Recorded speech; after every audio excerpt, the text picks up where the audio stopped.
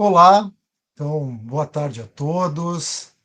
Quero saudar todos os participantes do nosso primeiro encontro do Núcleo de Memória do Instituto Federal do Rio Grande do Sul, IFRS, História e Olá, Memória da Educação então, Profissional boa e tarde a Tecnológica. todos. Com muita alegria, né, que organizamos então a nossa primeira edição. E para fazer a abertura do nosso evento, né, gostaria de convidar então a nossa pró-reitora de extensão, Manlova Benedetti, para saudar os presentes. Boa tarde a todos e todas. Quero dizer da minha alegria em estar representando o professor Júlio, nosso reitor, na abertura desse evento, e também enquanto pró-reitora de extensão, falar do meu orgulho em ter como um programa institucional sediado na Pró-Reitoria de Extensão, o Núcleo de Memória do IFRS, que é um programa que perpassa, é uma iniciativa que perpassa todas as pró-reitorias, mas que hoje está encampado na Pró-Reitoria de Extensão. Quero agradecer publicamente a Cris e ao Marcelo por organizar, e a Leila também da ProEx por organizar esse evento em conjunto com várias outras pessoas, agradecer o apoio da comunicação do IFRS, da Janaína e da Sabrine, que vão fazer a interpretação em Libras para nós.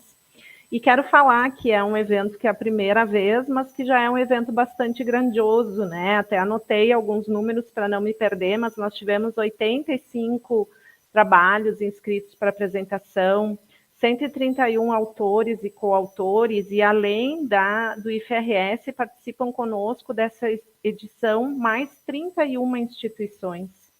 Então, quero dizer da alegria da realização desse evento. Quero agradecer imensamente a professora Maria, que vai dividir conosco a sua vasta experiência e vai nos dar a honra dessa fala nessa tarde. Então, termino por aqui, para que a gente possa ouvir a professora Maria. Agradeço mais uma vez a todos e todas e um excelente evento para nós. Obrigada, Marcelo. Agradecemos, Marlovo, né? Então, antes de começarmos, né, é sempre impossível a gente não manifestar a nossa alegria de ter a presença de uma das referências em história do trabalho e educação, a professora Maria Seavata. Apresentar a biografia da professora é, de fato, um desafiador, né, tendo em vista a sua longa trajetória e a sua importância para a educação profissional e tecnológica, professora que desde os anos 80 já atua, né, na Amped, no Grupo 09, Trabalho e Educação, autora de mais de 30 livros, sem contar, né, centenas de capítulos, artigos, a sua produção que envolve a história comparada da educação profissional e tecnológica, a historicidade do trabalho e educação, a história dos trabalhadores, as representações dos trabalhadores através das fotografias, e a professora, além disso, né, toda a sua colaboração para a construção de políticas, né, que pautam hoje, né, a nossa educação profissional e tecnológica. Vou, então, numa forma sintética, apresentar o seu currículo. Professora Maria Seavata é licenciada em Filosofia pela PUC do Rio de Janeiro, né, e também em Letras Clássicas, ainda nos anos 60, mestre em Educação pela Fundação Getúlio Vargas. A professora também é doutora em Educação pela PUC do Rio de Janeiro em 1990, fora, né, os pós-doutorados em Sociologia do Trabalho, da Universidade de Bolonha, no Departamento de Filosofia na Paciência Universidade de Roma, no Colégio do México. E a professora atualmente, né, é professora sênior pesquisadora CNPq, atua na coordenação do Grupo Tese, Projetos Integrados de Pesquisa, Trabalho, História e Educação da Universidade Federal Fluminense, junto com a Fiocruz e outras universidades, e também é professora visitante da Faculdade de Serviço Social da Universidade do Estado do Rio de Janeiro, foi, na verdade, e professora, né, da Universidade Federal Fluminense. A professora hoje, então, nos traz como objeto, né, da nossa conferência de abertura a fala, o trabalho como fonte de pesquisa, o Rio dos Trabalhadores e a história do trabalho e educação. E, sem mais delongas, né, novamente agradeço, né, a professora Espero não ter omitido nada, né, na nossa apresentação, e faço aqui, né, os nossos votos, né, de um excelente evento para todos. Também observo aos nossos participantes, né, que a lista de presença será colocada no chat. Por favor, né, acompanhem e confirmem sua presença à medida que for sendo disponibilizada. Professora, então, a palavra está com a senhora, né? Vou fazer o compartilhamento, então, da sua apresentação. Boa tarde. Boa tarde, professor Marcelo, professora Marlova. Boa tarde a todos dessa importante instituição da educação brasileira, da educação profissional e tecnológica, dos institutos federais, referência de ensino médio, profissional e tecnológico no Brasil. Eu agradeço muito essa oportunidade de participar deste evento, porque ele tem um toque inovador, que é a preocupação com a memória e a história da formação, da educação profissional. O tema e a forma de solicitação fez com que eu desenvolvesse o trabalho a partir de dois produtos principais da minha pesquisa ainda nos anos 90. Mas eu começaria chamando a atenção sobre uma frase que tem por base o antropólogo Gilberto Velho, que diz: é a memória que permite a projeção do futuro. Esse é parte da minha temática. Eu vou tentar, atendendo a nosso acordo inicial, ficar entre os 40 e 50 minutos e apresentar o tema através das muitas fotografias de trabalhadores que foram objeto da minha pesquisa nos anos 90. A memória que permite a projeção do futuro é uma ideia que nos acompanha desde que começamos a estudar a fotografia como fonte de pesquisa. É a memória que alimenta a história e a identidade das pessoas e dos povos. Minha referência é Gilberto Velho, ele se inspirou em Alfred Schutz, e ele trata a memória juntamente com os conceitos de identidade e projeto. Velho introduz a noção de projeto como uma conduta organizada para atingir finalidades específicas. O projeto, que pode ser expresso através de conceitos, de palavras, de categorias, ele seria um instrumento básico de negociação da realidade com outros sujeitos sociais, individuais ou coletivos. A identidade de todos nós, dos povos, dos grupos, depende dessa situação interativa. Esta é uma questão fundamental neste evento, promovido pelo Centro de Memória, Educação Profissional e Tecnológica do Instituto Federal do Rio Grande do Sul. Porque o Brasil é um país de escassa memória e pouco conhecimento da história, exatamente porque é um país de povoamento de exploração.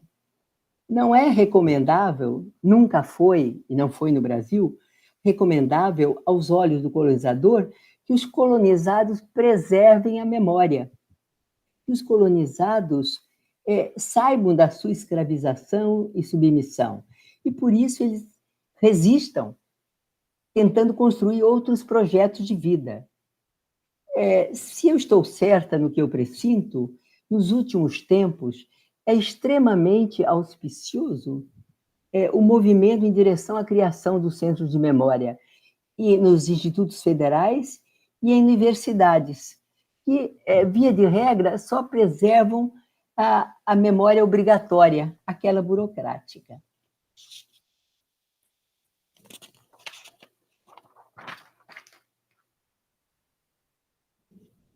A fotografia como fonte histórica e o vídeo, O Rio dos Trabalhadores, foram elaborados a partir da pesquisa que eu desenvolvi de 96 a 98 e mais uma segunda fase, que foi nos anos 2002, indo para o exterior. Mas o conjunto desse trabalho foi possível graças ao apoio do NEDAT. O NEDAT é o Núcleo de Estudo, Documentação e Dados da pós-graduação da UF, Federal Fluminense. Essa pesquisa sempre foi realizada com apoio do CNPq, principalmente, e em alguns momentos também da FAPERJ. Nele, nós buscamos investigar qual a memória do trabalho dos trabalhadores que foi preservada. Se foi a memória coletiva dos trabalhadores, a memória social, ou a memória oficial, a memória do poder, daqueles que têm poder, né, para fazer e para manter o registro da sua história. Eu vou mostrar aqui a capa do livro, O Mundo do Trabalho em Imagens. Esta é a capa do livro, que tem uma foto emblemática do trabalho quando homens, mulheres, crianças muito pequenas também trabalhavam nas fábricas, principalmente as de indústrias têxteis. A outra base é a capa do Rio dos Trabalhadores, que é a seguinte. O Rio dos Trabalhadores foi feito no momento em que eu estava com dificuldade para publicar o livro com muitas fotografias.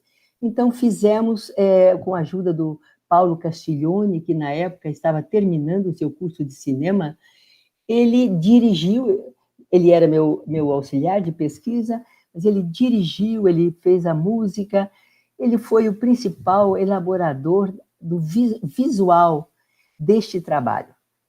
O Rio dos Trabalhadores, mostrando por fotografias essa história do início do século passado. É um vídeo de 20 minutos que tem, como eu disse, por base a mesma pesquisa de origem do livro. Com ele, o que nós quisemos foi levar a um público ampliado, em linguagem atual e mais acessível, o trabalho acadêmico que foi desenvolvido com estudantes em 5 anos de pesquisa sobre fotografias de trabalho de trabalhadores em arquivos públicos e privados do Rio de Janeiro e de São Paulo. Nós esperamos que a memória nele presente possa ser útil ao diálogo com os estudantes, com os movimentos sociais, com os trabalhadores, com os professores, favorecendo a afirmação da sua identidade e alimentando as lutas do presente para não apagar o futuro. Podemos passar para o outro slide, onde eu vou falar sobre a utilização da fotografia como fonte de pesquisa social. Ela coloca 2 difíceis problemas. Um é ir além do seu fascínio como recriação da realidade. E o outro é a problematização da verdade histórica através da fotografia, que passa pelo problema olhar e pela questão da interpretação.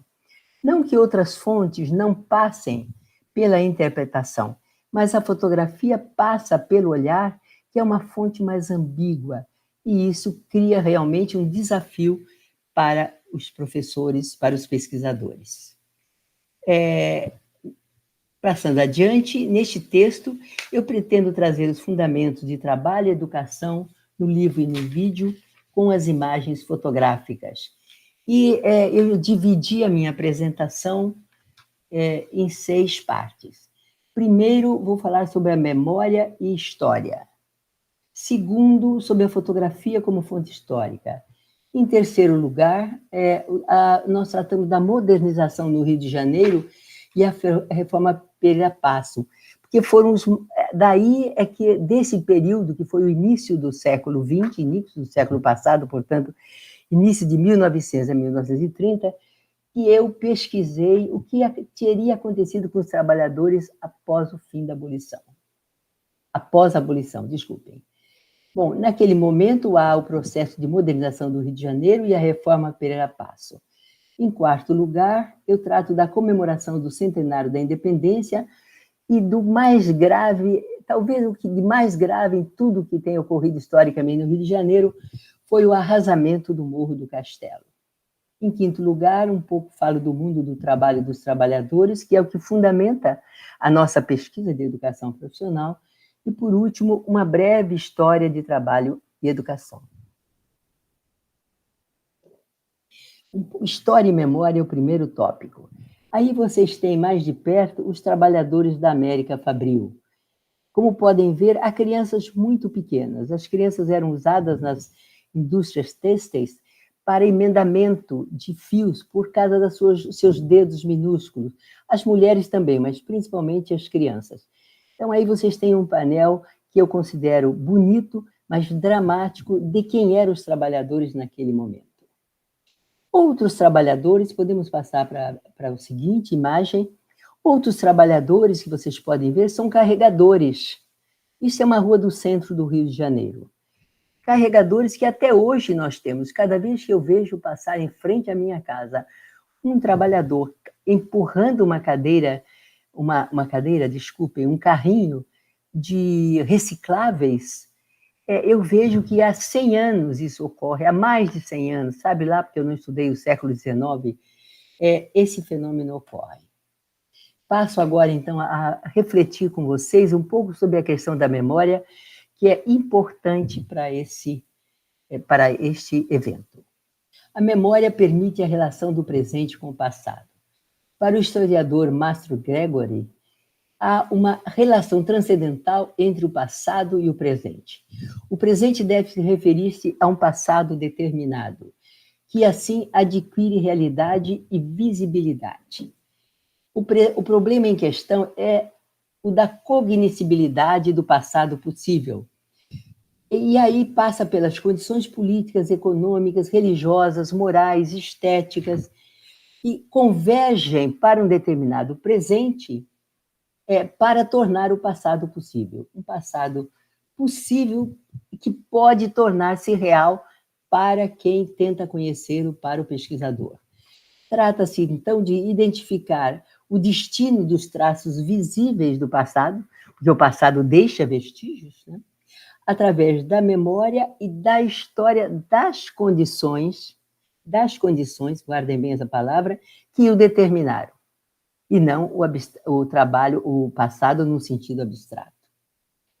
Autores importantes como Benedetto Croce, Walter Benjamin, consideram que todo presente carrega em si as condições de cognoscibilidade. A questão se constitui como uma relação inédita com o passado no final do século XVIII, criando espaço para questões e problemas historiográficos, para a concepção de memória coletiva, as memórias e os traços visíveis do passado no presente. Para Maurice Aubrax, as memórias tornam-se possíveis devido às condições sociais do presente. Eu estou citando alguns autores, de alguma maneira eles reiteram as mesmas ideias, mas é importante para quem estuda que essas referências possam se apresentar através de diferentes autores. No início do século XX, Marc Bloch, francês, reconhece e destaca o papel da memória coletiva na evolução histórica. Seria a memória transmitida das gerações mais velhas às gerações mais jovens, que dariam aos grupos sociais, não só às pessoas individualmente apenas, mas aos grupos sociais, a relação do presente com o passado. E não se trata, no pensamento desses autores, não se trata de conservar o passado pelo passado, mas de reencontrá-lo e reconstruí-lo partindo das questões do presente. Bloch propunha uma compreensão histórica do passado. Como historiador, Bloch preocupava-se com a memória jurídica da sociedade, com a memória familiar, dos grupos religiosos, das classes sociais. Ele reconhece Aubrax, que não é exatamente da mesma linha teórica, mas convergente com as ideias dele, a importância dos estudos sobre a memória coletiva, sobre a relação passado e presente. Jorne Rutten tem uma vasta produção em teoria da história, em defesa do caráter científico da memória e de sua relação com a prática do historiador. A memória torna o passado significativo. É uma palavra-chave. Tornar o passado significativo, não pelo passado, pelo que ele é, mas para nós que o conhecemos no presente. Tornar o passado significativo, e que é o que o mantém vivo e o torna parte essencial da orientação cultural da vida. Se você não tem memória, você não tem orientação no presente. Você precisa saber quem é você, qual a sua história, a história do seu país, ou da sua cidade, da sua família. São vestígios de vários níveis que nos tornam capazes de ter uma identidade e de fazer opções. A história, diz ele, é uma forma elaborada de memória que vai além dos limites de uma vida individual. A memória proporciona uma perspectiva para pensar o futuro. A história trama as peças do passado, rememorado em uma unidade temporal aberta para o futuro, oferecendo às pessoas uma interpretação de mudança temporal. Eu gostaria que agora passasse mais... está aqui. Bom, fotografia é que adiantou um pouco a foto, mas essa foto eu faço questão de dar uns dados. Eu não sei se dá para vocês perceberem nessa imagem alguns traços que vão... traços que estão... Eu vou apontar aqui, não sei se dá para aparecer isso, na frente, nessa parte branca em frente à casa, tem umas linhas. Essas linhas foram misteriosas para nós quando escolhemos essa foto como uma foto para a nossa pesquisa. E foi a muito custo, com muita pesquisa em documentos da prefeitura, que nós descobrimos que essas linhas eram traçadas na fotografia de Augusto Malta, que é autor de grande parte das fotografias que aqui estão. Elas eram traçadas para que o prefeito pudesse negociar com as pessoas o ressarcimento pela derrubada das suas casas, porque eles estavam fazendo a remoção de muitas casas e muitas ruas para a modernização da cidade. Passo agora para o item a fotografia como fonte histórica. Cabe distinguir a invenção da fotografia como forma de conhecimento do mundo ou a história da técnica da arte da fotografia como distinta da história feita através da fotografia. Então, fazer uma história da fotografia e há também a fotografia, a história da própria fotografia, e de sua utilização como documento. Para Boris Possoy, que é um nome importante na área, são importantes o que ele considera os fundamentos teóricos da fotografia, seu contexto histórico, os espaços e tempos determinados de sua criação, desenvolvimento e apropriação. Vamos ver a foto seguinte, que é uma foto bastante icônica.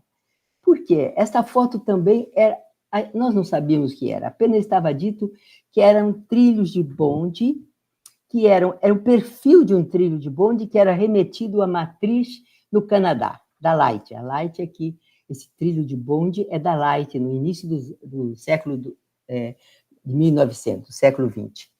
Mas reparem que esse trilho, eles têm umas marcas brancas, feitas, não sei se percebem pela fotografia. Tem na curva superior e tem na haste, contornando as duas hastes. Ora, essas marcas eram marcas, viemos a saber, através dos documentos, daí a importância de outros documentos para que se possa estudar a fotografia. Essas marcas que eram feitas pela filial no Rio de Janeiro, para a matriz no Canadá, para mostrar o desgaste dos trilhos nas ruas do Rio de Janeiro. Ora, essa fotografia, ela não é reconhecida por si mesmo se você não vai atrás dos outros elementos que estão escritos em outros documentos.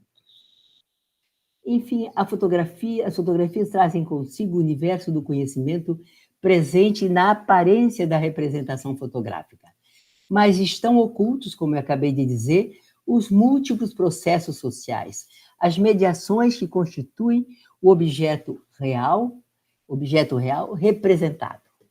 São essas múltiplas relações sociais, culturais, técnicas, científicas, econômicas, políticas, estéticas, etc., que constituem o objeto na sua totalidade. Nós trabalhamos muito com o conceito de totalidade, porque o conceito de totalidade ele nos permite apreender esse conjunto de relações que explicam todo e qualquer objeto, fenômeno ou pessoa.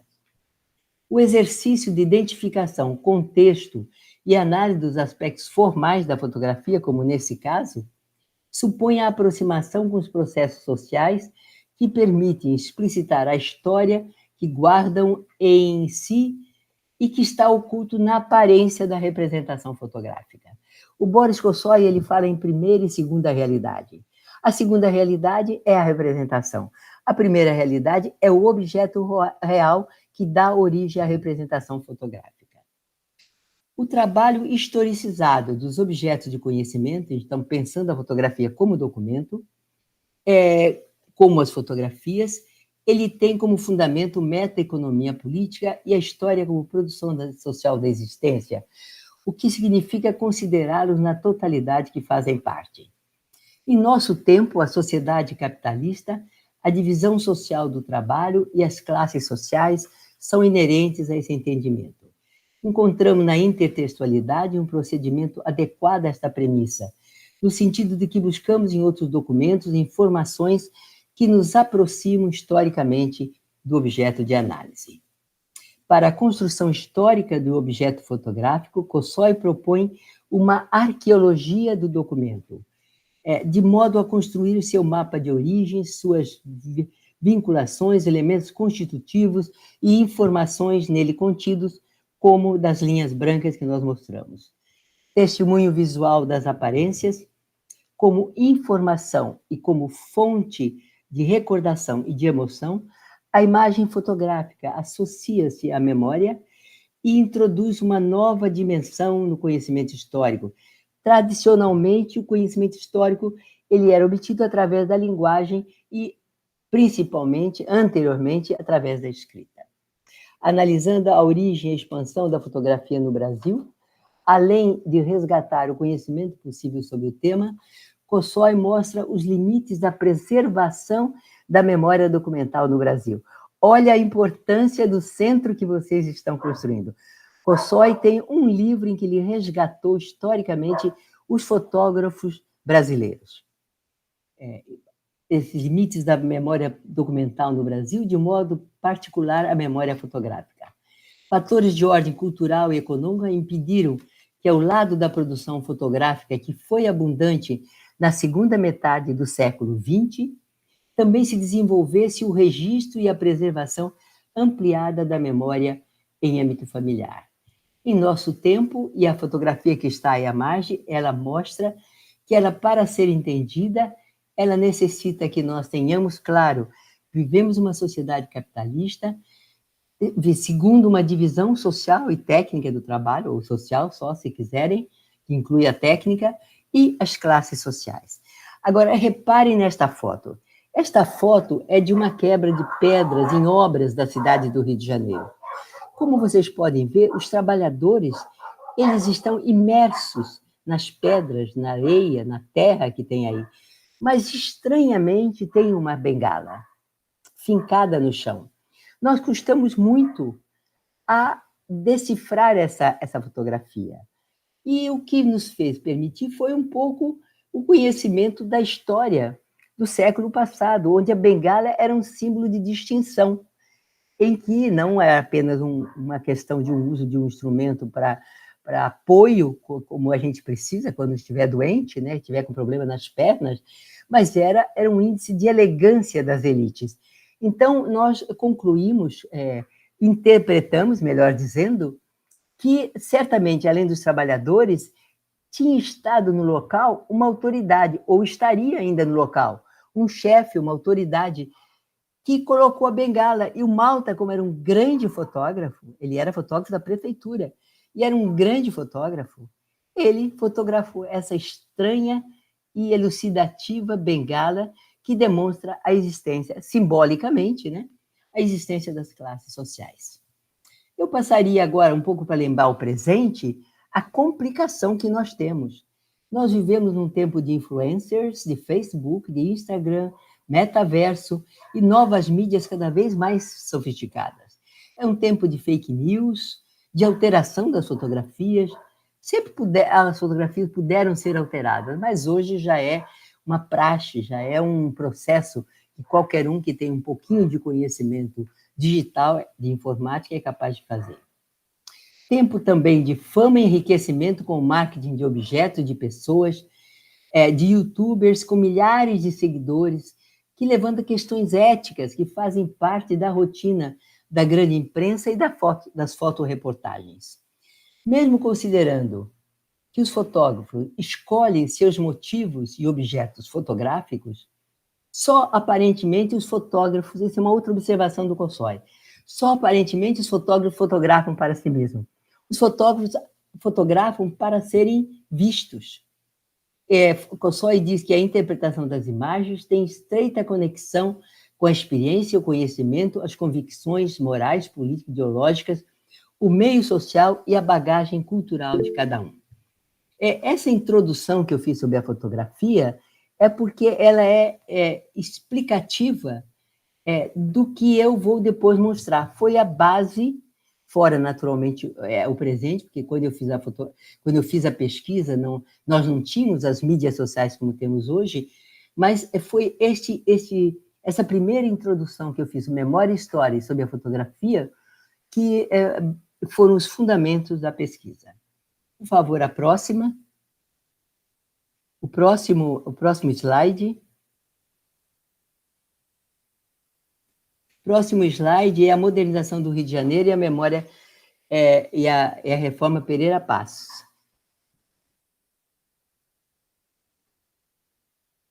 A modernização do Rio de Janeiro e a reforma Pereira Passos. Eu escolhi algumas fotografias emblemáticas, como essa, da modernização. O José Murilo de Carvalho, um historiador importante, falecido recentemente, ele faz um trabalho sobre o início da República, e ele caracteriza assim a proclamação da República. Na República que não era, a cidade não tinha cidadãos. Não tinha porque era uma elite que mandava, e as pessoas não participavam das decisões, não tinham direitos regulamentados, eram apenas pessoas, trabalhadores livres da escravidão ou recém-saídos da escravidão. José Murilo Carvalho, sim, mas eu quero falar sobre os emendadores de cabo. Esses trabalhadores, visivelmente posados, como vocês veem, até há diferentes sinais étnicos entre eles, né? De branco a negro e a possivelmente indígena, é uma foto da companhia telefônica que se implantava no Rio de Janeiro. Foi uma companhia importantíssima no Rio de Janeiro para a modernização. Então, essa era uma foto do antigo Museu de Telefone, que agora é o arquivo da Oi, né, que é a empresa no Rio, que ficou, depois de algumas passagens, herdeira do Museu da Telefone, da Companhia Telefônica Brasileira. Então, esses trabalhadores são emblemáticos de um aspecto da modernização, que era a introdução do telefone no Rio de Janeiro. Mas, voltando ao José Murilo de Carvalho, ele diz assim: a castração política da cidade do Rio de Janeiro, que era também neutralizada politicamente pela República, impedindo seu autogoverno, impedindo a mobilização política da população urbana. Vários são os aspectos que concorrem para essa visão, desde a restrição de poder em mão das elites e a concepção restrita de cidadania, como dissemos, até a transformação, importante isso. Eles queriam transformar a cidade em vitrine pelas reformas, e a cidade foi submetida a uma grande reforma. Mas também, ao lado dessa reforma, ao silêncio sobre os trabalhadores, ao silêncio sobre os registros fotográficos nos arquivos públicos da cidade. Quando eu fui fazer a pesquisa, eu não encontrei, eu encontrei uma pasta na Fundação Casa de Rui Barbosa, que era sobre trabalhadores. No restante dos outros arquivos públicos e privados, dos vários arquivos que existem no Rio de Janeiro, onde eu pesquisei, apenas entradas eram obras, comemorações, ações do prefeito, etc., etc. Vamos passar para outra foto emblemática da modernização. Vejam que foto linda esta. Esta foto são das telefonistas, na época que os jovens de hoje nem têm ideia do que seja a telefonia analógica. Cada chamada, a telefonista tinha uns pinos onde ela colocava nesse painel. Agora, reparem a elegância, as supervisoras, o efeito em diagonal da fotografia. Enfim, é uma fotografia, eu gosto muito dela. É altamente estética e é um símbolo da modernização do Rio de Janeiro na época. A outra foto, por favor. A seguinte... Não, deve ter haver uma outra anterior. Isto. É foto de trilhos de bonde, porque também tiraram as carroças para se introduzirem os bondes no Rio de Janeiro. Então, isso aí são trabalhadores instalando os trilhos de bonde. Vocês já viram um perfil de trilho, e aí o trabalho dos trabalhadores. Ora, isto vem depois de 4 séculos de escravidão e da tentativa de escravizar os indígenas que foram privados de suas terras, mas não foram submetidos. Depois, a escravização ampla dos negros, homens e mulheres trazidos da África em condições subhumanas, com requintes de uma exploração estruturada em torno dos poderosos. Esses homens e mulheres que tinha já uma escravização interiorizada nos países de origem, eles submeteram-se, mas não sem resistências. A história registra as resistências, os quilombos, que estão muito atualmente na mídia, na imprensa, é prova dessa resistência, quando eles fugiam e se entrincheiravam para fugir à escravização. Era uma escravização de seus corpos, de suas vidas, para o trabalho manual. E aí eu passo uma outra foto emblemática do que é a educação profissional e de para onde ela evoluiu. Por favor, a foto seguinte. Vejam só, esta foto é uma oficina de marcenaria.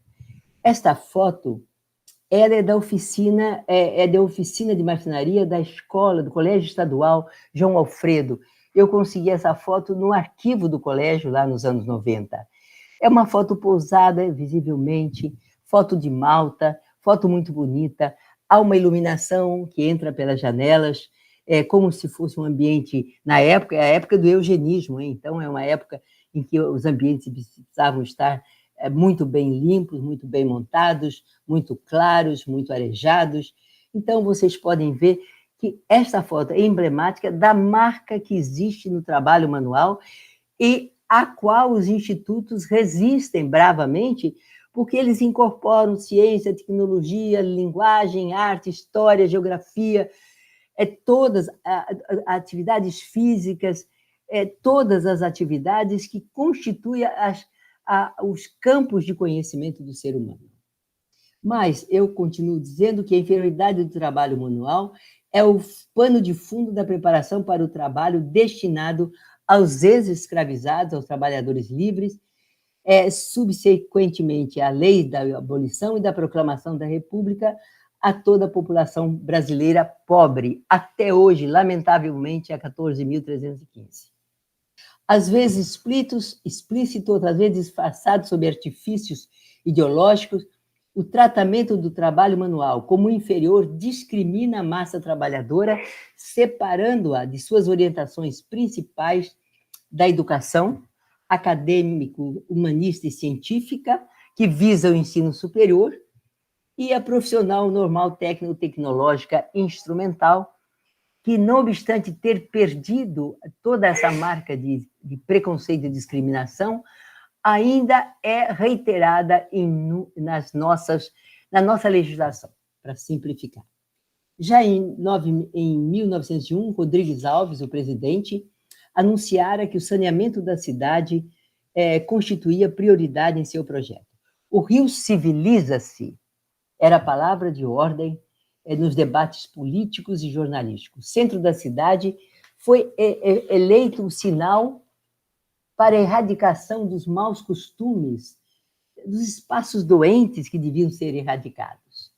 Por favor, a seguinte, vejam só, Avenida Central, é a atual Rio Branco, que está diferente atualmente, tem um VLT, e isso daí é o início da Rio Branco. Essa Malta foi, durante 34 anos, ele foi fotógrafo da prefeitura, de 1903 a 1937, salvo um pequeno engano que eu possa ter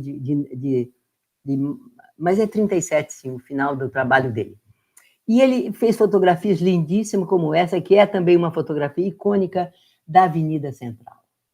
Segundo o exemplo parisiense, Pereira Passos, que era o prefeito na época, seguiu o Pereira Passos, seguiu o prefeito parisiense, ele manda arrasar as vilas coloniais ele cria jardins públicos, ele percebe os ambulantes, constrói a Avenida Central, moderniza o sistema de transporte com a introdução de bondes com tração elétrica. E, por sua vez, na época, até um livro com esse nome, O Bota Abaixo do Casario, as reformas sanitárias, a remoção das camadas pobres para a periferia, para atender ao novo sistema político e econômico. Projetava-se a estrutura de classes necessária a uma economia capitalista. Não tenhamos dúvida, não é uma questão só cultural, é uma questão política, econômica e cultural das elites. O próximo, por favor, a próxima foto. Largo da Carioca. Vendedores do Largo da Carioca. Assim era o Largo da Carioca. E aí eu vou citar um texto doloroso, mas é importante que saibam, quem quiser procurar esse livro, existe à disposição nas bibliotecas, o livro O Rio de Janeiro de Meu Tempo, do Luiz Edmundo, porque ele era empedernido na crítica aos pobres. Ele diz assim, Passos vence a rotina, né? Pereira Passos vence a rotina. Declara guerra aos bacalhoeiros da Rua do Mercado, aos tamanqueiros do Beco do Fisco e a outros autores do atraso nacional, como se fossem os trabalhadores, os autores do atraso nacional, não fossem as elites. Do fundo dos armazéns, manda arrancar toneladas de lixo, derrubar construções arcaicas. Ele extingue a cansalha que vivia infestando as ruas da cidade, acaba com os ambulantes que vendiam vísceras de reis apodrecendo ao sol. Ele alarga a rua, cria passas, arborizas, calças, embelezas, elimina a imundície dos quiosques que existe até hoje no Rio de Janeiro. Os quiosques diminuem a infâmia dos cortiços. Ora, por quê? Quiosque é uma instituição popular de venda de café, de leite, de pequenos sanduíches, de comidinha dos trabalhadores mais simples. Passemos ao item 4, por favor. Vou tratar da comemoração do centenário da independência e arrasamento do Morro do Castelo. Se a outra parte tratou principalmente da obra na cidade e da secundarização das pessoas, aqui nós vamos tratar da violação da cidade. É isso que vai ocorrer naquele momento. É claro que no livro O Mundo do Trabalho em Imagens e no vídeo há muito mais fotos relativas a esses temas, mas eu escolhi algumas que pudessem dar uma clara ideia para vocês do que aconteceu. Vejam só, estavam arrasando o Morro do Castelo, retirando terra. Vocês podem imaginar o que é um morro? Um morro mesmo, alto, que aqui em Cruzeiro do Sul há tantos, que foi toda a terra estava sendo retirada com carrocinhas. Isso começou no início do século, 2003, até 2004, ficou o Pereira Passos, mas depois isso ficou meio parado e foi recomeçado para a comemoração do centenário da independência em 1922. Então, aí eles introduzem outro meio. Eu gostaria que passasse a próxima imagem, por favor. Vejam só, eles estão utilizando uma técnica de jatos d'água que eles importaram dos Estados Unidos, que é uma técnica de pesquisa de ouro. Era na época, não sei como é ainda, mas na época era. E foi assim que eles conseguiram arrasar todo o Morro do Castelo. As discussões sobre o arrasamento do Morro do Castelo iniciaram na gestão Pereira Passos e concluído na gestão, aí já nos anos 20, 21, 22, de 20 a 22, do prefeito Carlos Sampaio, preparando a cidade para a comemoração do centenário do que eu chamo o centenário da dependência, que era o centenário da independência, mas até hoje o centenário da dependência, era referência constante no cotidiano da capital desde os tempos coloniais. Eu pus aqui uma foto do Pereira Passos. O Pereira Passos é esse do meio, assim, um alto, magro, que está com um passo adiante, ele com a sua entourage. É importante, é foto do Malta, porque é um passeio que ele fez em torno da cidade e que deu para o Marcos, então, imortaliza, vamos dizer assim, nos arquivos públicos, a figura do Pereira Passos, que modernizou a cidade. Vamos passar para a próxima. Vejam só, para vocês terem uma ideia, quando eu falei em morro, este era o Morro do Castelo. Aqui embaixo, na base, já tem as construções que hoje o museu, o Museu Nacional, a Escola de Belas Artes, estão na base, mas lá em cima é o morro de fundação da cidade, era um marco de identificação do povo carioca.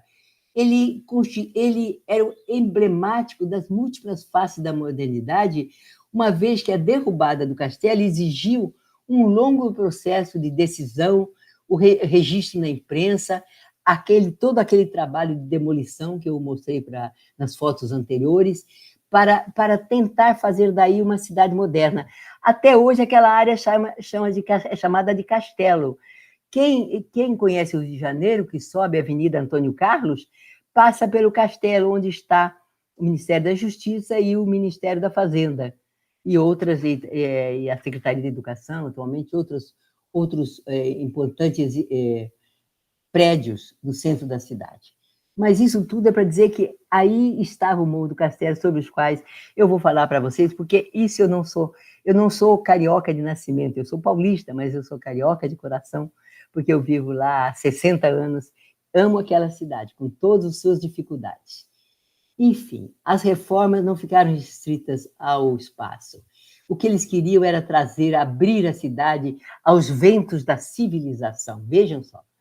Era eliminar cortiço, proibir os quiosques, erradicar hábitos populares que se integravam à nova rotina que não se integravam à nova rotina da divisão do trabalho. A construção do novo em matéria de hábito, organização do espaço e reprodução do capital foi permeada de conflitos e contradições em relação ao tema da modernização, porque trazia uma restrição das liberdades civis e a imposição da ordem que articulou a dominação econômica e práticas de normatização do espaço e da cultura, de onde as pessoas poderiam circular. O Morro do Castelo, ele mantinha a religiosidade marginal das casas de preto e demais hábitos ligados à cultura africana. Ele figurava como um escândalo ao lado dos símbolos civilizados, como a Avenida Central, o Teatro Municipal, a Biblioteca Nacional, a Escola de Belas Artes. Passo um pouquinho adiante falando sobre o marco histórico da cidade, ainda sobre o Morro do Castelo, que era reverenciado também por abrigar a igreja de São Sebastião do Castelo, que é a igreja dos Capuchinhos, onde estavam os ossos do fundador da cidade, do Estácio de Sá. Quando eu digo a vocês que a história é depreciada, é desprezada pelas elites no país, é isso, até o fundador da cidade não foi respeitado. Né? Onde estavam os ossos do Estácio de Sá, onde estava a igreja de Santo Inácio, que era a igreja dos jesuítas, que foi transformada posteriormente em hospital militar e que foi sede da mais antiga Faculdade de Medicina do Rio de Janeiro. O morro era uma espécie de guarda da cidade. Ele assinalava a entrada dos navios, lá se anunciava ao povo que era meio-dia, lá estava o relógio da torre, o observatório astronômico, lá também partiu o aviso quando havia incêndio na cidade, era lugar de proteção e de defesa quando os inimigos franceses atacaram a cidade. Mas se tornou habitação de ricos por um tempo, quando houve epidemias que aconteceram na região baixa, pantanosa do Rio de Janeiro aos seus pés. Eu queria mostrar a vocês uma foto, a foto seguinte é uma foto da ladeira do Morro do Castelo. Vejam só, era isso era o Morro do Castelo. Emblemático também, hoje existe uma pequena ladeira. Quem conhece o Rio de Janeiro, em frente ao Clube da Aeronáutica, tem o antigo Museu da Imagem e do Som, que está mudando agora para Copacabana, mas tem o edifício antigo, branco, que é do tempo do início, que é da primeira exposição internacional que houve no Rio de Janeiro no início do século passado. E lá, encostado à Santa Casa de Misericórdia, restou um pedacinho dessa ladeira, porque não sei porquê, mas ele está lá, um pedaço histórico ao ar livre, pouca gente conhece aqui. Bem, moradia da população pobre, cerca de 5.000 pessoas, cerca de 400 casas, e no dizer Luiz Edmundo, era um marco constante da vida cotidiana no país. Lugar de magia e misticismo, da missa dos Barbadinas, sextas-feiras de madrugada, as casas de preto, onde ressoava macumba. O castelo estava envolto ainda num profundo mistério, dizia-se que tinha o tesouro que os jesuítas tinham escondido lá desde o século XVIII, 12 apóstolos de ouro, e não encontraram nada, na bem da verdade, não encontraram nada. Então, mas esses eram os mitos que também alimentavam o imaginário popular, que queria, sim, ver destruído. Imagine se tinha esses 12 apóstolos de ouro lá no morro. Agora, por favor, nós passamos ao mundo dos trabalhadores, mundo do trabalho dos trabalhadores, porque eu não posso deixar de, embora seja um tema que no Instituto Federal é muito conhecido, mas ele é parte dessa pesquisa, é parte substantiva dessa pesquisa. Eu coloquei esta foto porque ela é de São Paulo. A pesquisa também eu fiz também em arquivos em São Paulo, embora a maioria das fotos, a grande maioria, digo assim, é do Rio de Janeiro. Mas essa é uma foto de São Paulo, de uma saída de fábrica têxtil, da Votorantim. Então, vocês veem as pessoas, a pobreza, as crianças, os trabalhadores, a massa de trabalhadores que eles podiam manter com salários irrisórios e sem direitos assegurados, porque os direitos só foram assegurados com Vargas, que é um período em que, nesta pesquisa, eu não entrei. Mas vamos lá, vamos falar um pouquinho sobre o trabalho, que nós, na área de trabalho e educação, trabalhamos a questão do trabalho em 2 sentidos fundamentais. O primeiro, na sua forma ontológica, fundamental, estruturante do novo tipo de ser, o homem, o ser social, que vive com os outros, que é o trabalho que nós fazemos para a manutenção da vida. É o trabalho de cuidar das crianças, cuidar de si mesmo, de limpar da casa, de fazer comida, é de costurar, é de bordar, é de pintar, é de escrever, é de ler, é de cantar, é de fazer música. Enfim, todas as atividades que são atividades que constituem essa consciência ampliada do ser humano, além do seu ser físico. Mas existe também o trabalho nas suas formas degradadas, na forma de apropriação do trabalho, da exploração do trabalho, onde o trabalhador é separado do produto do seu trabalho, porque ele não recebe por tudo que ele faz. Uma parte é a célebre extração da mais-valia, fica com o dono dos meios de produção. E também ele é desapropriado, se quiserem alienado, que é o termo mais comum, mas desapropriado, do conhecimento que aquele avanço, aquele trabalho gera. E ele é também desapropriado da sociabilidade que é possível, que é engendrada naquela situação de produção do conhecimento.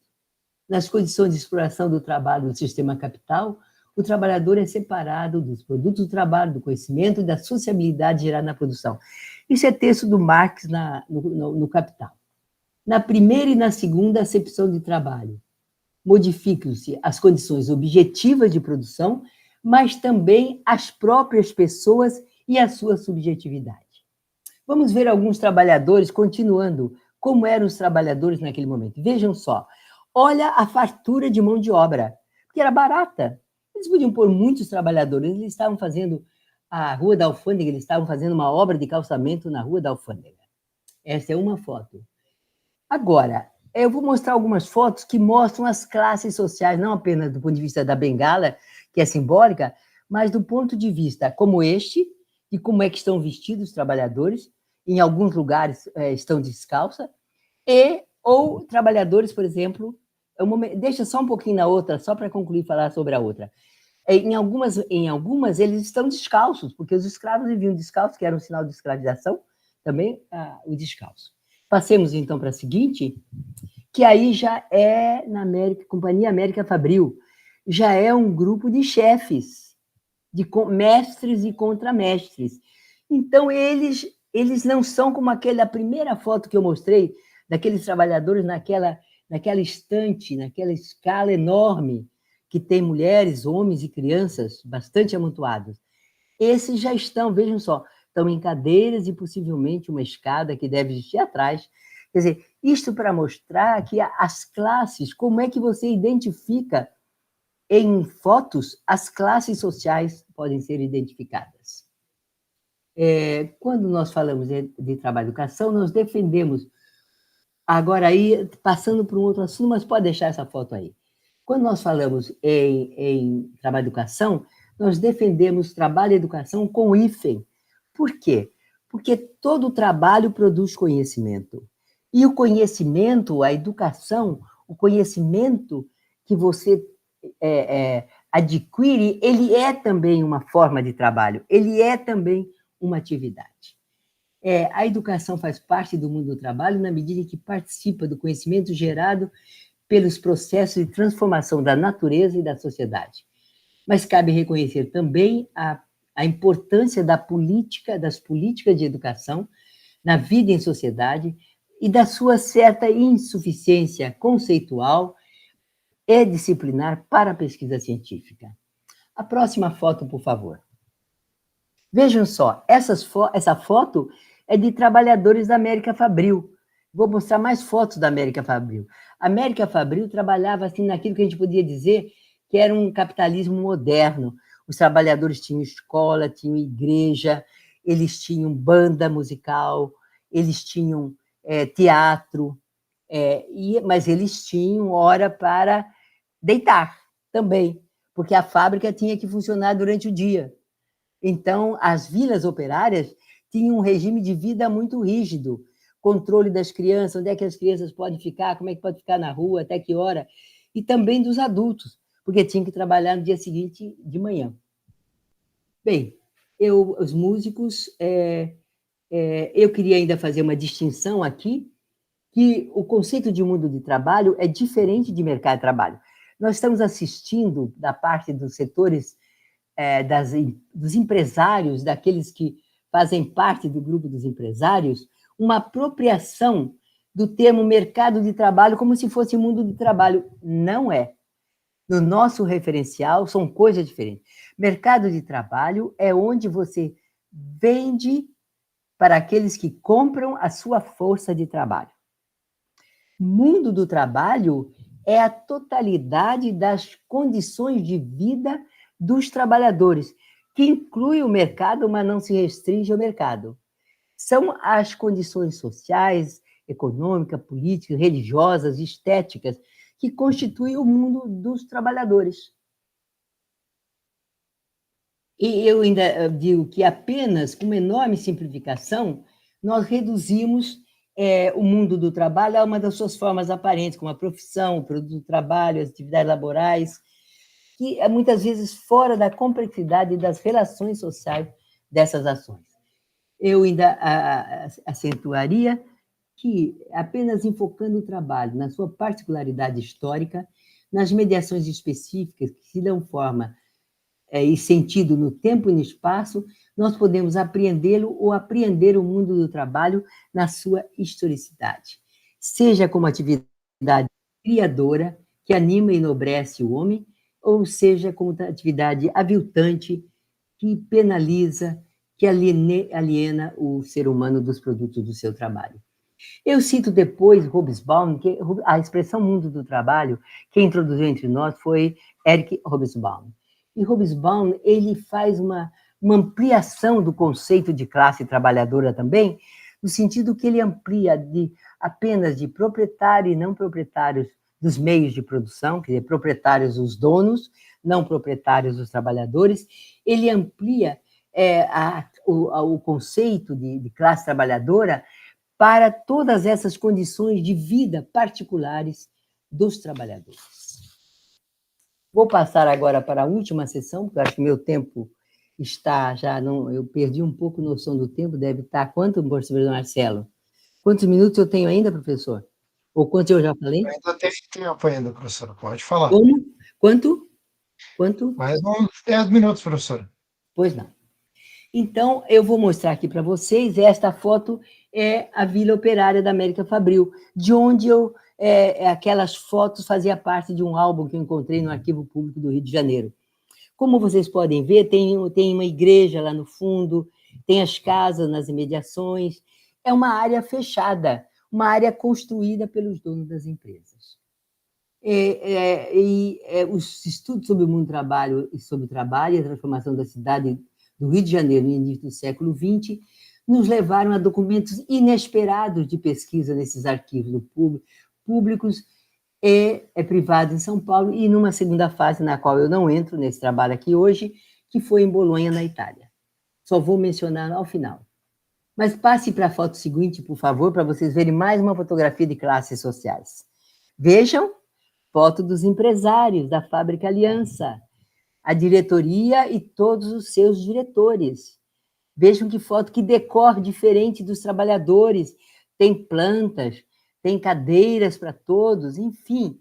É um outro mundo, é o mundo daqueles que tinham dinheiro, tinham poder, e eram as pessoas que faziam, ou fazem até hoje, né, história, aqueles que têm poder, né, de registrar a sua história. Mas, atualmente, é preciso que se diga que nós, os institutos, os sindicatos, trabalhamos firmemente para o resgate da história dos trabalhadores, da história do trabalho, da importância, da sua importância na produção da riqueza social. É bem claro, embora os empresários digam que eles que produzem a riqueza social, não. Eles se apropriam da riqueza social produzida pelos trabalhadores. Ah, mas tem os técnicos, tecnólogos, tem os grandes pesquisadores, tudo certo, mas concorrem para a produção que necessita do trabalho humano. Eu vou fazer uma outra foto aqui, por favor, a seguinte. Pronto. Esta foto é da mesma América Fabril. É foto dos trabalhadores de pano. Vocês notem que tem muitas pilhas de tecidos, né? Então, é o orgulho desses trabalhadores que não estão como os empresários, que não estão como os mestres, estão também eles em escala, colocados nas arquibancadas, né? Mas vejam só, estão orgulhosos do pano que produziam. Claro, e tudo, não há nenhum mal nisso, apenas para mostrar como que esse folheto que eu logrei conhecer no Arquivo do Estado do Rio de Janeiro, ele dá essa sequência de fotos com muita clareza. Vou passar, vamos mais um pouquinho adiante. Eu queria chamar a atenção agora sobre... não, mas sem mudar, pode deixar na outra ainda, por favor, isto. É o seguinte, porque o materialismo histórico, que é a nossa principal referência para os estudos sobre trabalho e educação, ele tem por base principal a crítica à economia política. Isto é, ele tem por base a crítica ao sistema capital, a contradição capital e trabalho, onde se gera a exploração do trabalho. Mas Marx escreveu, além do Capital, onde o Capital e a contribuição à crítica à economia política e outros trabalhos de Marx, ele escreveu também a ideologia alemã, que foi divulgada só nos anos 30 e poucos do século passado, estava nos arquivos de Moscou, e só nos anos 30, 34, 37, por aí, do século passado, foram divulgados, mas onde Marx expõe sua concepção de história. Uma concepção de história que está no 18 Brumário, para quem é historiador, que está aqui presente, sabe que é o 18 Brumário, mas está também o Capital, se quiserem ver, não está apenas a crítica à economia política. Marx trabalha com muitos documentos, ele trabalha com matérias de jornais, com notas sobre evento, ele trabalha com relatos, ele trabalha com observações pessoais dele, ele cria a divisão social, ele mostra a divisão social do trabalho. A última questão que eu trago é que a história de trabalho e educação ela é muito restrita ainda, exatamente por isso, porque a crítica à economia política é muito sedutora, é muito potente para a análise da exploração do trabalho e do mundo do trabalho e do mercado de trabalho.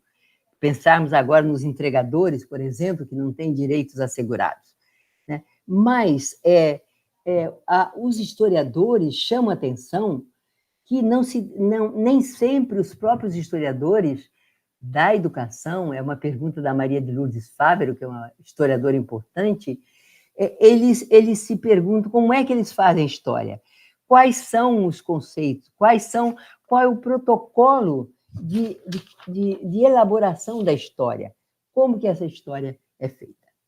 Bom, passo agora as considerações finais para terminarmos.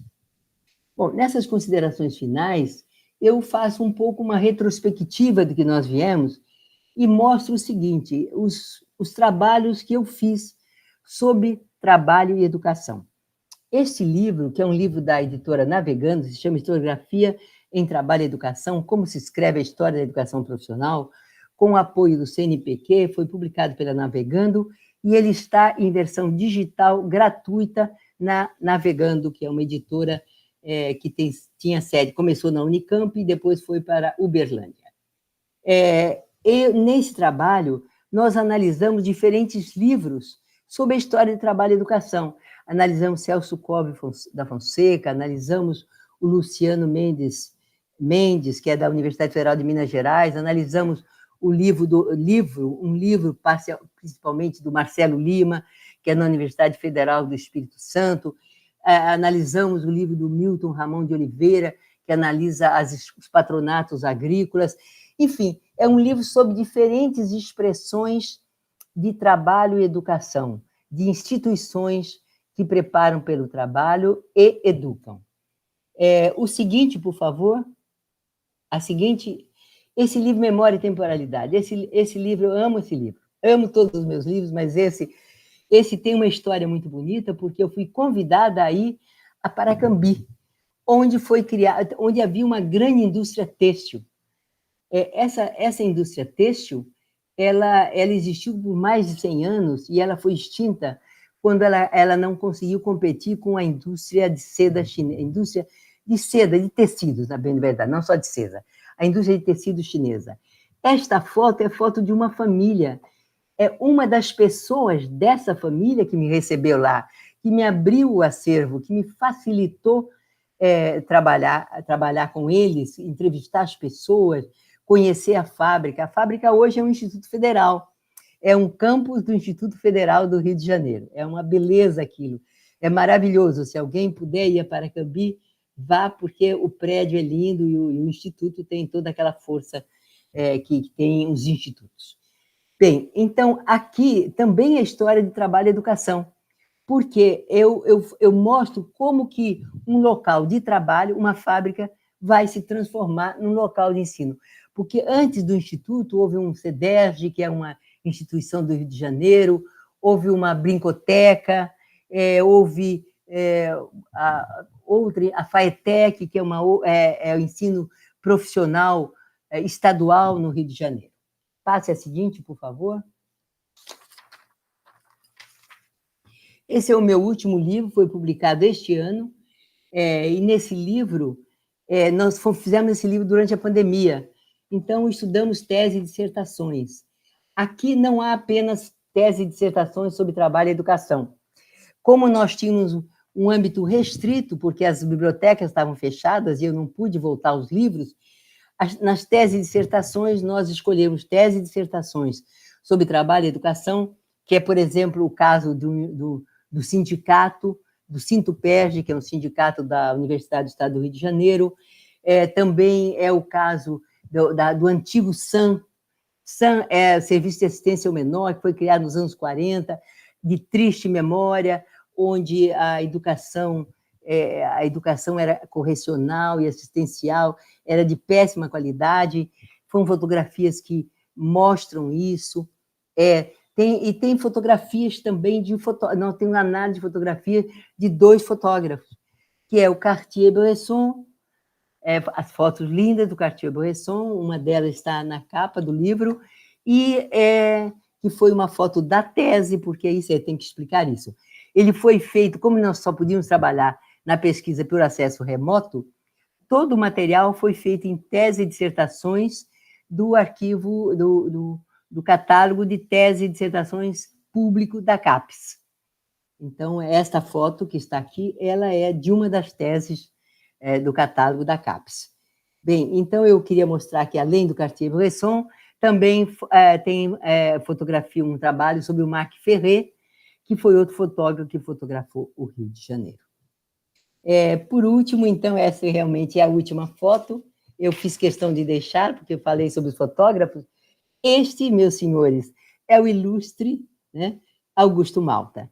Ele começa com essas máquinas enormes, ele passa pelo pequeno desenvolvimento que as máquinas fotográficas tiveram.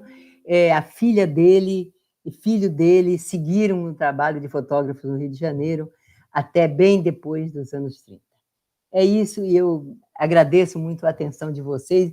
E se eu me prolonguei, porque realmente falar de fotografia, ela exige que a gente diga um pouco, fale um pouco mais além da imagem que a gente está vendo. Muito obrigada a todos vocês e pelo convite que me foi feito. Obrigado, professora. Nós que agradecemos a sua exposição instigante.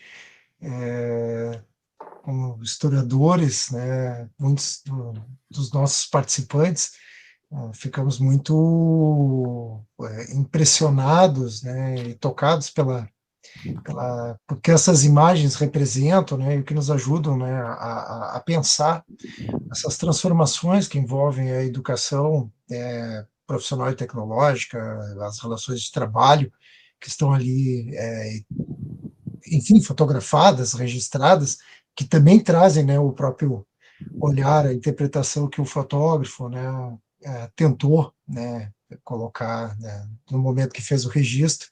E até uma curiosidade para mim, que eu conheço as fotos do Malta, mas não lembrava do Malta em si, né, do fotógrafo, e aí terminar a exposição trazendo justamente alguém que trouxe produziu muitos materiais, muitas fontes para nós, hoje é muito interessante. E eu tenho algumas questões aqui que foram trazidas, na verdade, alguns comentários do público, professora. A Michele Raquel, né, ficou a respeito daquela imagem das telefonistas, né, que é uma fotografia muito impressionante, né, das transformações, que pouco pega as transformações tecnológicas que estão ali, né. Hoje ela coloca, né, as imagens das telefonistas demonstram quão longe chegamos na era da comunicação pelo celular, né. Hoje a gente tem pequenos computadores em nossas mãos e a gente necessitava lá nos anos 30, anos 20, né, toda uma estrutura e toda uma série de saberes, muitos deles, né, que foram sendo transformados com o tempo. O colega Marciano Persíncula colocou: temos que trabalhar a consciência de classe, não podemos aceitar que os trabalhadores são dependentes do dono do capital, valorização da força do trabalho. E os institutos federais vieram para mudar a história, né, dentro um pouco dessa, mudando, né, um pouco da perspectiva de formar para o mercado de trabalho e sim, né, construir uma cidadania crítica, né, voltada para o mundo do trabalho. E o colega Guilherme Brandt, que é o colega lá do Instituto Federal do Rio Grande do Sul, do campus Alvorada, ele traz uma questão, professora, se os saberes dos trabalhadores são expropriados pela classe dominante, podemos dizer que a educação profissional, na perspectiva da formação integral, é um direito da classe trabalhadora? Não sei se a senhora teria como... Não está aberto o microfone, professora. Desculpe. Dependendo do número de perguntas, eu posso responder 2 ou 3, né? Para que mais pessoas possam se pronunciar. Mas, se não, eu posso responder essa. Não, professora, a senhora pode responder enquanto a gente Então, tudo vai bem, recebendo tá bom. outras. Realmente foi muito bom que você tocou em formação integrada, porque esse não é um tema, já que eu estou falando sobre um trabalho de um tempo remoto, né? Quer dizer, é claro que as questões são as questões do presente. Como que os trabalhadores podem ter plenos direitos, podem ter uma vida digna, podem ter recursos para viver bem, que não tem agora ainda, que moram mal, que não tem saneamento, que não tem água potável, que não tem saúde suficiente, que não tem escolas, quer dizer, o número de escolas boas ainda é restrito, né? Mas você trouxe adiante, você trouxe para a formação integrada. E se isso daí, se a formação integrada, se eu entendi a sua questão, se a formação integrada, ela pode modificar a desapropriação do conhecimento. Veja só, como é o nome dele? Eu não me lembro agora, eu não gravei o nome dele. Guilherme. Guilherme. Guilherme. Veja só, Guilherme. A formação integrada é integrada entre o quê? É integrada entre os fundamentos científico-tecnológicos do trabalho e a educação profissional. Bom, você pode dizer aí, bom, nós estamos entendendo a educação profissional aí como a educação especializada, que pode ser na área da eletricidade, da mecânica, na área da informática, na área de saúde, da enfermagem, etc., etc. Mas é uma educação destinada a preparar a pessoa numa determinada atividade, para uma determinada profissão. Ora, o que sempre foi uma tentativa das elites? Ensinar só isso. Só isso. O que a educação politécnica, e que no Brasil nós conseguimos sustentar a ideia nos termos de formação integrada, que é um termo que nasceu na Itália. Depois eu explico um pouquinho qual a origem da palavra aqui no Brasil. A formação integrada, ela supõe não o trabalhador, além de se preparar para ser um bom técnico, um bom profissional, um bom auxiliar disso ou daquilo, ele precisa conhecer os fundamentos científicos, ele precisa ter uma formação que o capacite a seguir estudos, a ir para a universidade, que é o que sempre as elites tentaram desviar a população.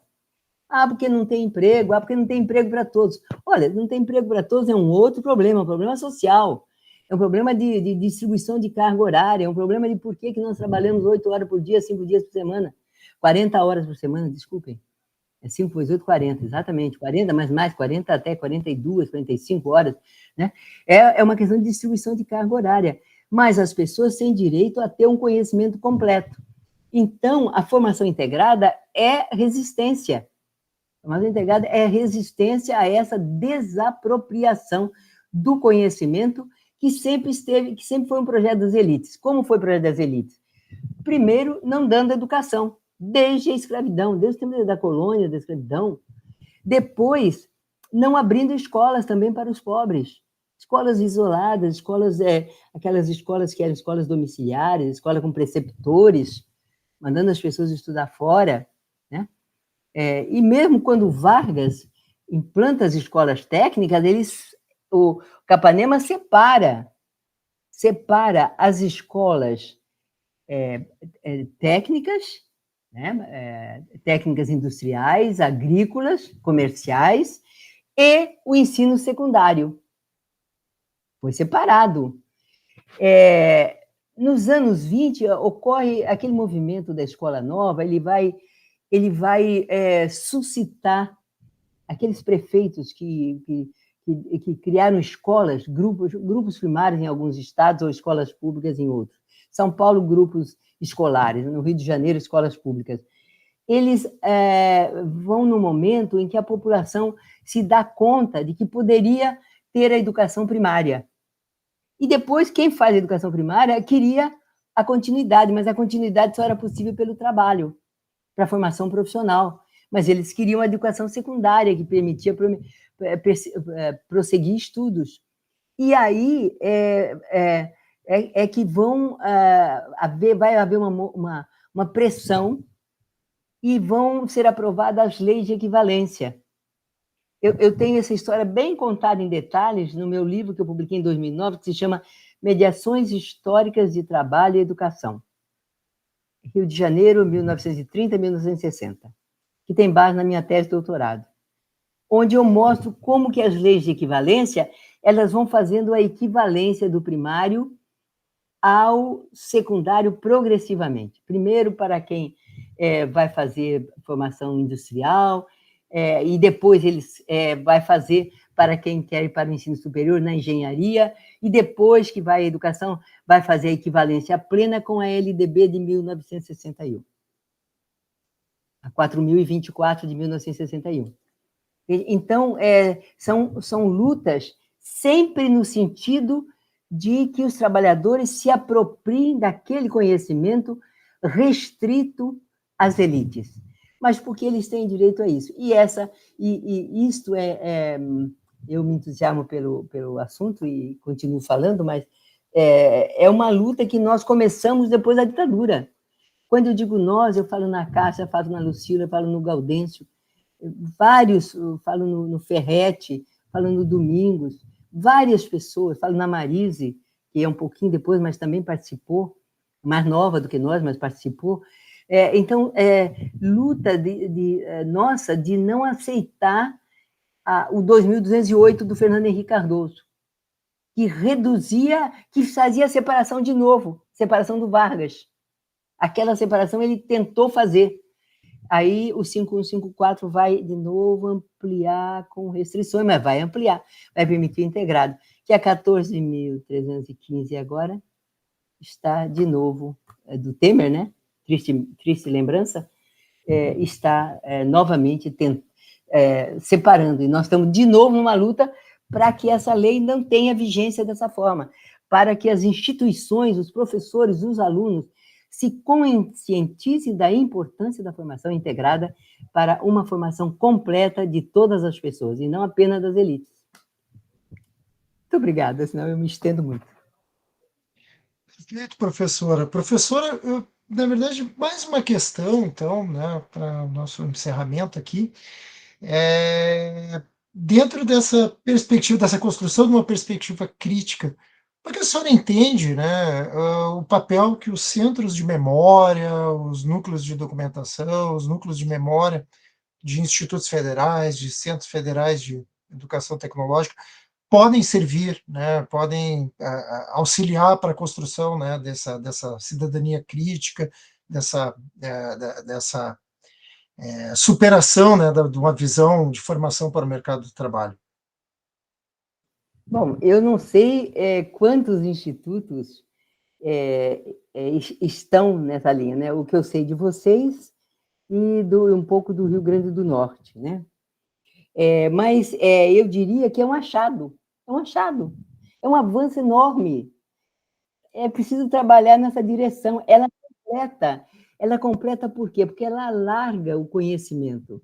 Ela alarga o conhecimento da educação profissional para o significado da educação profissional. Se você tem um centro de memória, você não tem um centro só sobre as máquinas, você não tem um centro só sobre as técnicas, você não tem um centro só sobre, sei lá, os instrumentos.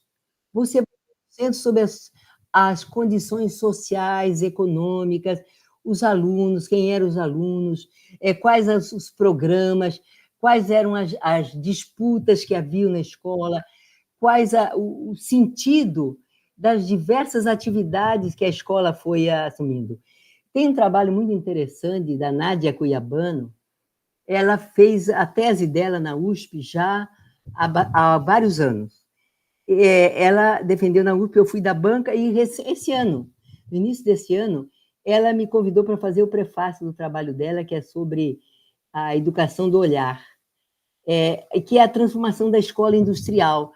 Então, ela foi aos arquivos da cidade, ela foi aos arquivos da escola, ela foi a arquivos particulares, nessa busca de resgatar essa trajetória ascendente da escola. Porque, na verdade, a educação profissional, estrito sensu, é a base.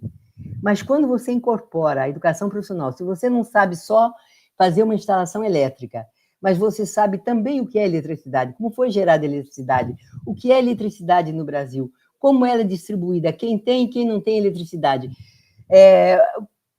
quais são as fontes alternativas de energia atualmente, além da energia hidráulica, hídrica, desculpem, além da energia hídrica que nós temos.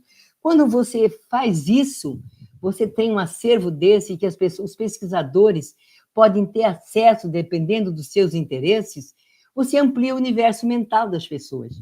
Então, você dá um passo grande à frente. Eu parabenizo, eu acho que é um princípio, o centro de memória pode ser um princípio de formação do pensamento crítico, porque ele amplia a capacidade de pesquisa dos pesquisadores nas ciências humanas e sociais. E, naturalmente, nas ciências também, nas engenharias, naqueles que querem saber mais, que têm interesse por isso, né? Em todas as áreas da formação técnica, eu acho que podem se beneficiar, porque o pensamento crítico não é o pensamento daquele que critica, não é isso. O pensamento crítico, no sentido do materialismo histórico, é aquele que vai além das aparências, que não fica apenas naquilo que se mostra, mas que vai buscar as causas, as razões, as circunstâncias, as palavras, os produtos, o que foi dito, o que foi escrito sobre aquele assunto, né? Então, o pensamento crítico, ele é uma ampliação do universo de conhecimento, do senso comum. Ele extrapola o senso comum, que é aquele que se contenta com a primeira vista das coisas. O senso crítico vai além da primeira vista, da fotografia, da palavra escrita, do documento, enfim, das instituições, inclusive. Professora, e temos uma última pergunta, se houver tempo ainda, né? A colega Daniele Teles trouxe aqui, né? Talvez instigada também pela sua provocação, né? Sobre as fotos contemporâneas, as imagens contemporâneas. Ela coloca a seguinte: ela pergunta se a senhora vai concordar com ela ou não, né? Enxergo a fotografia e as tecnologias atuais como um meio de dar voz aos trabalhadores, uma maneira de não ficarmos presos ao olhar do fotógrafo ou das elites. A indaga se a senhora concorda, né? Se hoje, né, nós temos mais recursos para produzir as nossas imagens, né, fugindo do escopo daquele fotógrafo que produz, né, dentro de um olhar de classe. Não sei se eu Olha, me fiz entender. não, eu concordo com ela. É claro que o fato de qualquer um poder ter uma câmera na mão agora, através de um celular, né, é uma ampliação de poder, de dar voz, de dar vez, de se fazer ouvir. É claro que nós estamos assistindo também a um certo, por força de que as pessoas falam aquilo que vem à cabeça sem pensar, muitas vezes, né, nas mídias sociais. Se você for ler tudo que escrevem, mas isso faz parte vamos dizer, faz parte dos descaminhos que tudo na vida pode ter, né?